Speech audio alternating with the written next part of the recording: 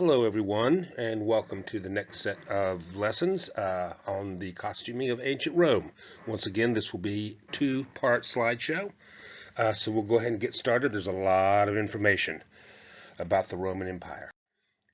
Real quickly, let's do a little context, if we would. Rome is as old as the Greek city-states. It doesn't really come to power internationally until after the decline of the Greeks, after mostly after the Peloponnesian War, the sparring between Sparta and Athens. But Rome has been around for quite a while. It was founded in 800 BC, supposedly by Romulus and Remus, who were suckled by a wolf, according to legend. It was ruled for 300 years by the Etruscans. They were overthrown. A republic was set up, ruled by 2 consuls and a senate. And they began to expand and conquer. And they grew in complexity and wealth. So this lasted for about 500 years, and then 44 BC, it is acknowledged as the fall of the Republic with the assassination of Julius Caesar. There was a civil war, bloody, and the establishment of the empire under Augustus. After the defeat of Mark Antony and Cleopatra, Augustus was able to secure his rule, and that was it. It was during this time there's a great expansion. One of the greatest empires known, you can see here, just all this green territory, which I'm putting a red line around, because why not, was under direct Roman rule. Not that it was easy, particularly in Britain, Gaul, they were feisty, those Celts and those Gallics, but this was their empire. And the reason it lasted so long is because it had a reputation for efficiency and power, also ruthlessness and excess, of course. And then in 395 AD, it was so unwieldy they split the empire into the west and east, the east being centered in Constantinople. 476, the Visigoths sacked Rome, deposed the emperor, thus ending nearly 1,000 years of Roman rule. Pretty impressive. In the east, we'll see the empire continue as the Byzantine Empire until about the 15th century. We'll do a tiny little section on them. So there you go, Rome in a nutshell. They did borrow extensively from the Greeks, not only their mythology and their gods, but a lot of their philosophy, architecture, and arts. If it ain't broke, why fix it? By the Imperial Age, it should know that over 1 million people lived in the city of Rome.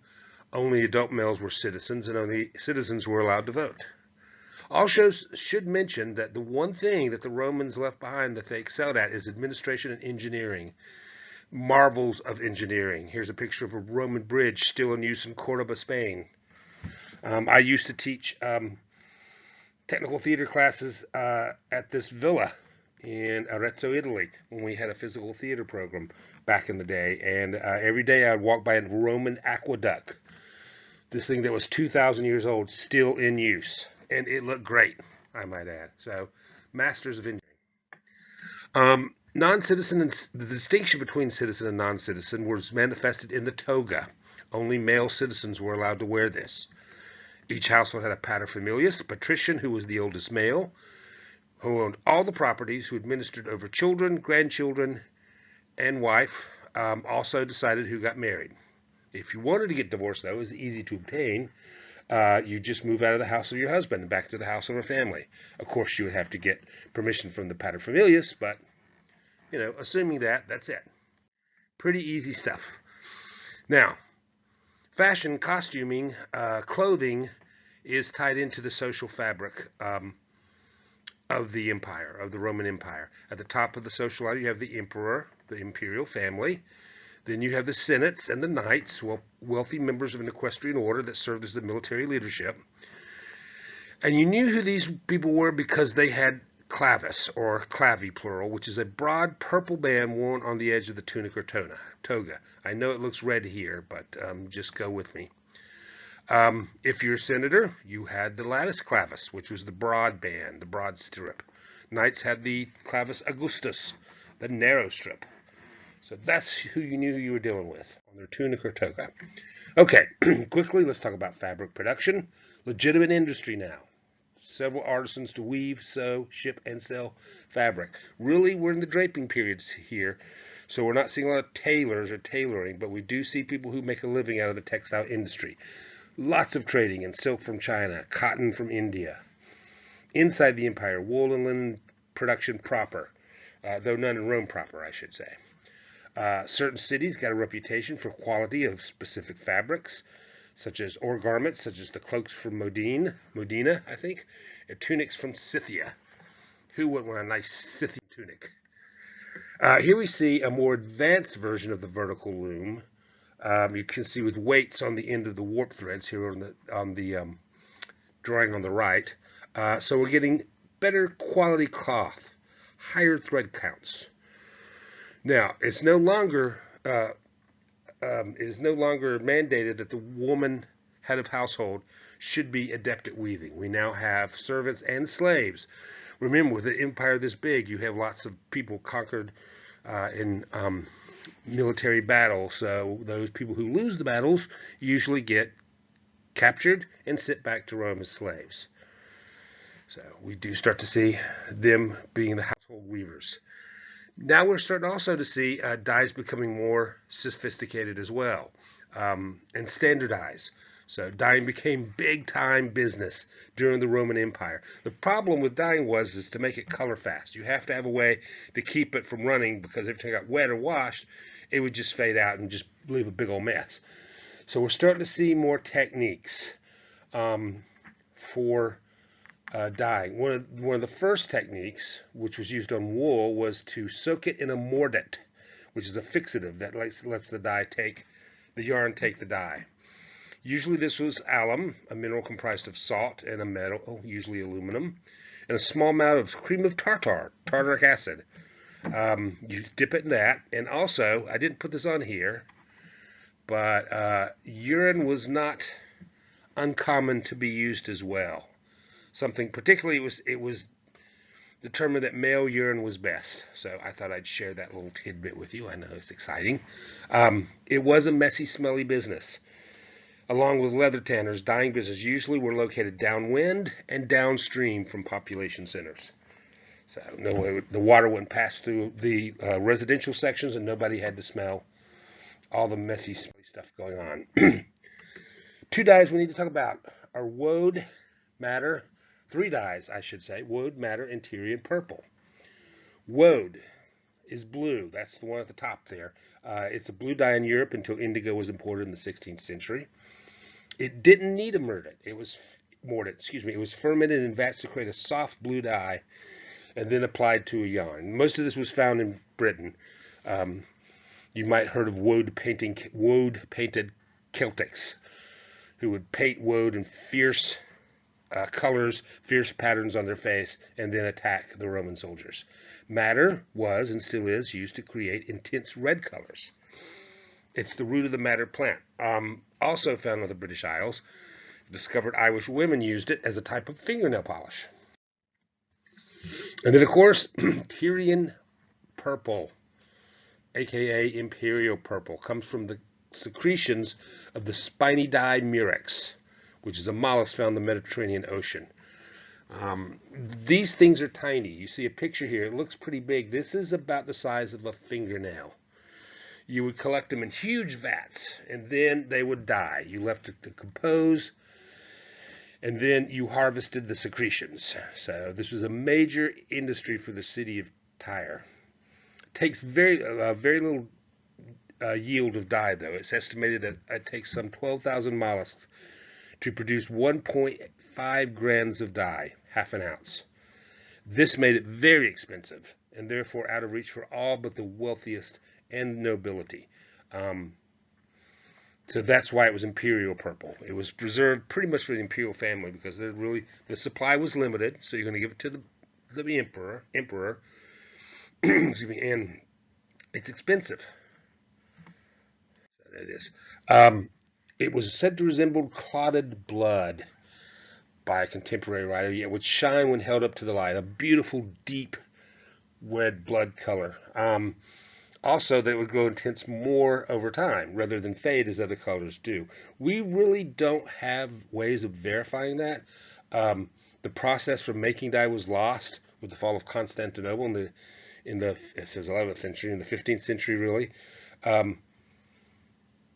Modern dye Tyrion is extracted from murex snails in Mexico, where the snails are milked instead of killed outright, so you don't lose your color supply. You can see here's some examples here. There's a yarn from Mexico, and there's a dress made of, it looks like silk dyed in Tyrion purple as well, but that's more Mexican. So we don't really know. We think this is kind of in the right direction of what it looked like, but it's hard to say for certain.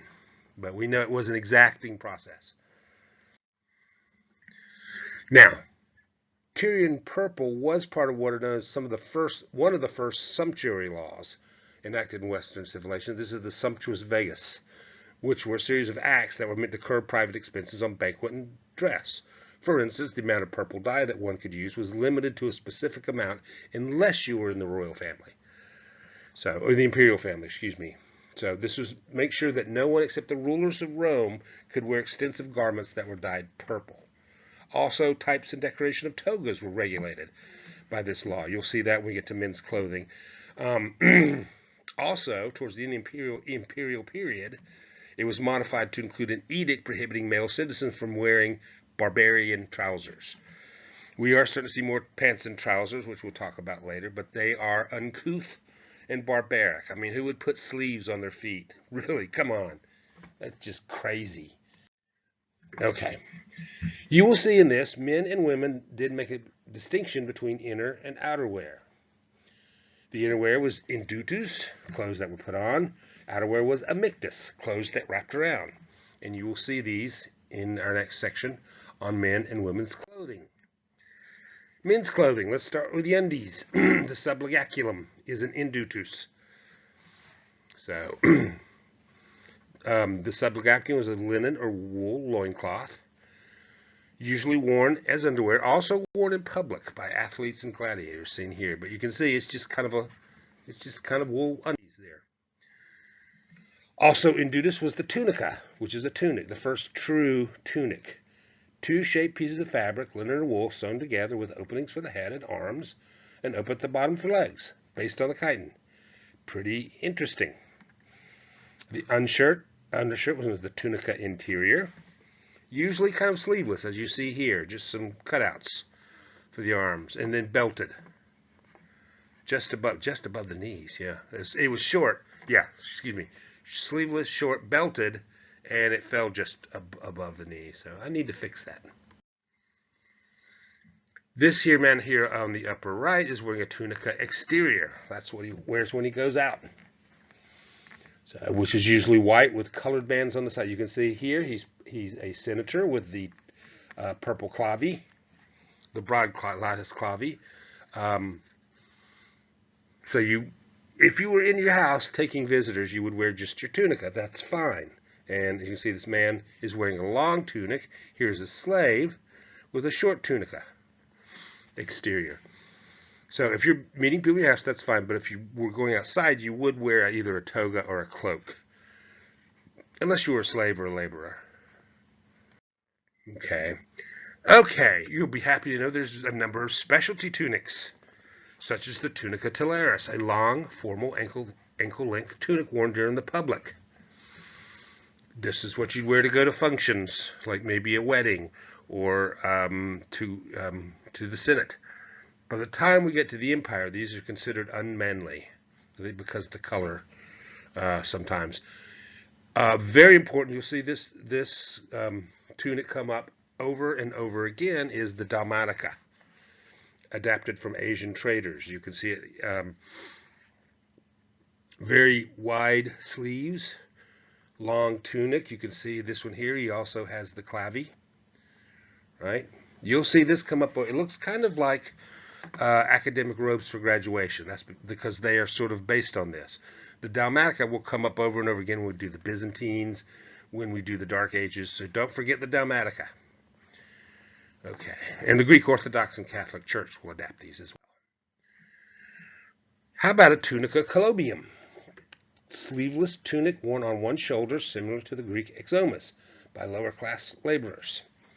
Okay, and finally, the feminalia. These are woolen knee-length trousers adapted from barbarians by the soldiers for the empire. Now, I know we said that barbarian wear was unmanly, but these were practical, good for keeping the legs warm, particularly if you're on the frontier in France or Britain. So the feminalia showed up mostly among soldiers. Okay, the number one amictus for men, of course, is the toga, the primary garment for adult males, made of wool. It was a semicircle or rectangle with rounded edges, up to 8 feet in diameter. These were big pieces of fabric. So, and it became, you can see here, this is an Imperial Toga, early Imperial Toga, that was popular with the Imperial family, of course. It became a symbol of Roman might, and there was an art to draping the toga. We cannot underestimate, or cannot speak to the power of the toga in the Roman Empire. Here we see a simple Republican toga. Boom, boom, boom, there, over your tunica, out the door. Then, by the imperial time, we start to see more and more sophisticated draping. Here's one where the toga has a pocket formed by the front draping called the sinus, which is good for scribes and clerks because it can hold all the scrolls. If you're going to a solemn religious occasion, you will fold it up over the back of the to form a hood called the umbo, as you can see in the lower right there.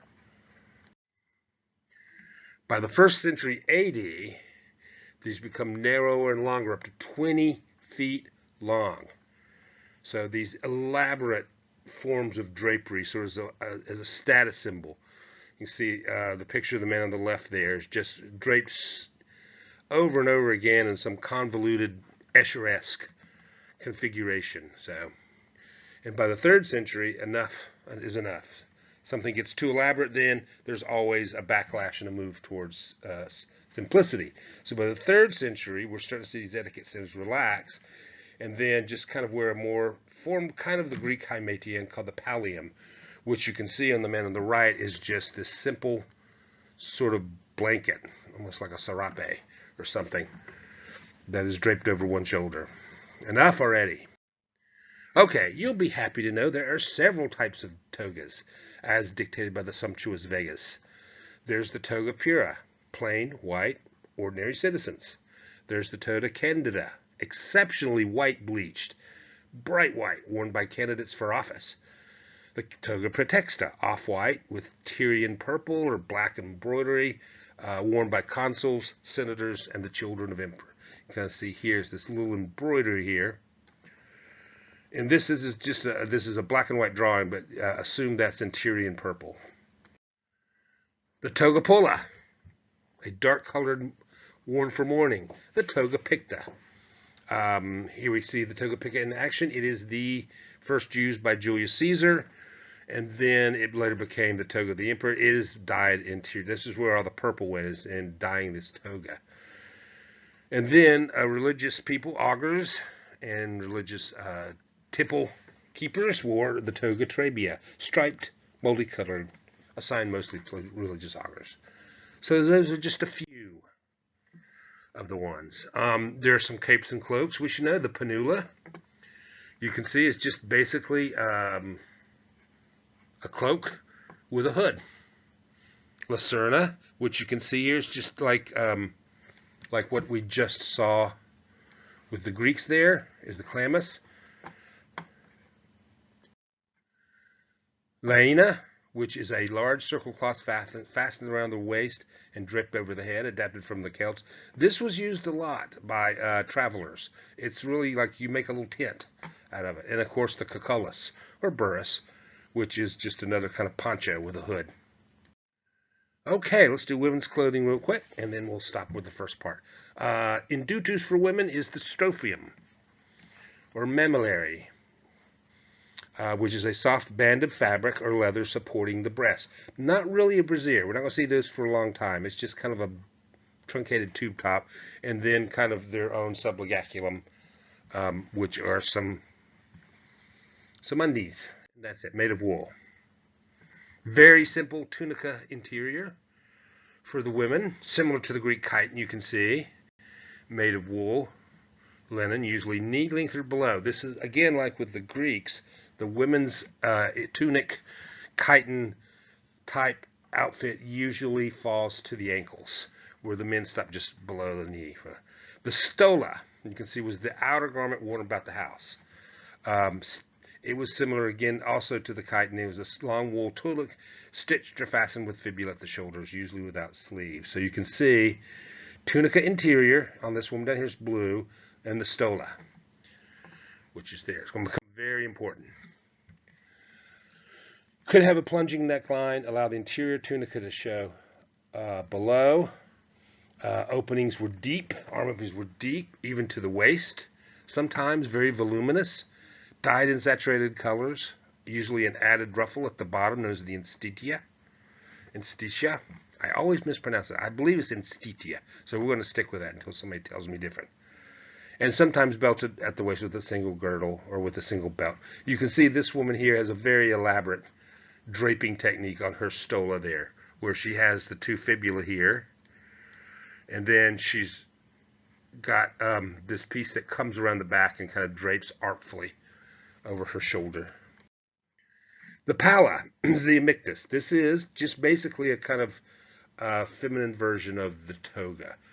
Draped around the shoulders like a shawl, wrapped around like a toga, fastened sometimes with on one shoulder with a fibula. So, usually dyed in colors complementary to the stola. Often had a decorative fringe. And then you could create an umbo by pulling the back up over the head like a veil for solemn and religious occasions. Now, the stola palla combination is the quintessential look for Roman women. So a lot of statuary you will see will have that stola palla combo here. Here we can see a woman doing a reenactment, kind of a cosplayer with hers. Here's a statuette of the woman with her stola palla. On the wedding day, brides would wear a saffron-colored palla with matching shoes and maybe a matching collar. This was called the flammeum. There. Excuse me, that wasn't the flame, that was the stola. Over the bride's hair would be built up with these pads of hair, and then the veil would be placed over it, called the flammeum. So, sorry about that. This is the flammeum here. This is the stola here, palla, flammeum. Pardon my confusion there for a moment. Okay, I think we are going to stop here with part 1. I will see you in part 2.